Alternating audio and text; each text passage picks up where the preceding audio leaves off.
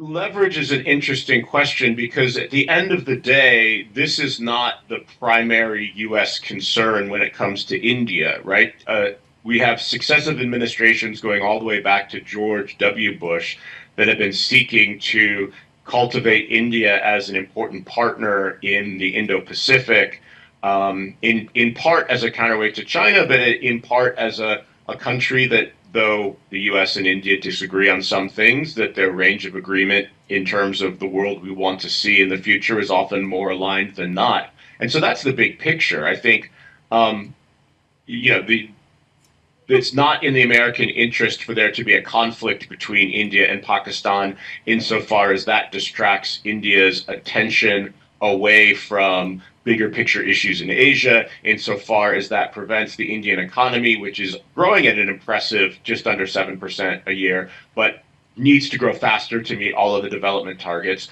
All of those things, will be put at risk by a protracted conflict or stalemate with Pakistan. So that's clearly not in America's interest. Well, I don't think it's economic and trade per se.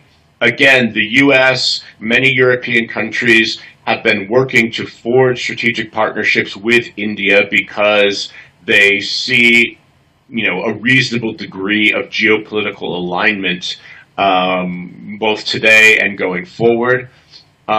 Trade is a possible benefit of that, but we should keep in mind, especially when it comes to India, that India is far less open and integrated into the global economy than most other big states are, and trade as a share of India's GDP is about half that of other global economies. So the Indian market is vast, but it's not sort of a land of unparalleled opportunities. It's a very difficult market to navigate. I think a lot of countries and companies, particularly from East Asia, do find it to be challenging. So I'm sure that those trade deals might be in the back of someone's mind, but I don't think that's the forefront guiding policy towards India.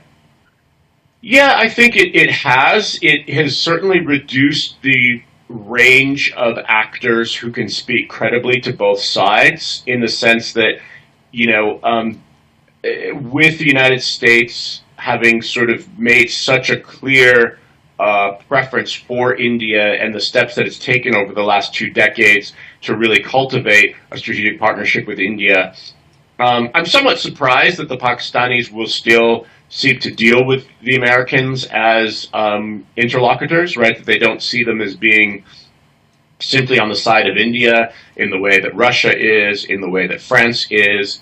And then, of course, you have the Chinese kind of clearly in Pakistan's corner as their principal military patron. So that really sort of leaves, if you think in terms of the permanent 5 members of the UN Security Council, the UK, in some respects, is the one country that has reasonably good relationship with the two. So it does raise some concerns. I mean, we've seen a new range of actors get involved in recent crises. So the Saudis and the Emiratis, to an extent, have been important voices and have been important communication channels. But it's a more diffuse, more multilateral type approach, right? There does not seem to be one single actor necessarily who can kind of really cajole the two sides to the table.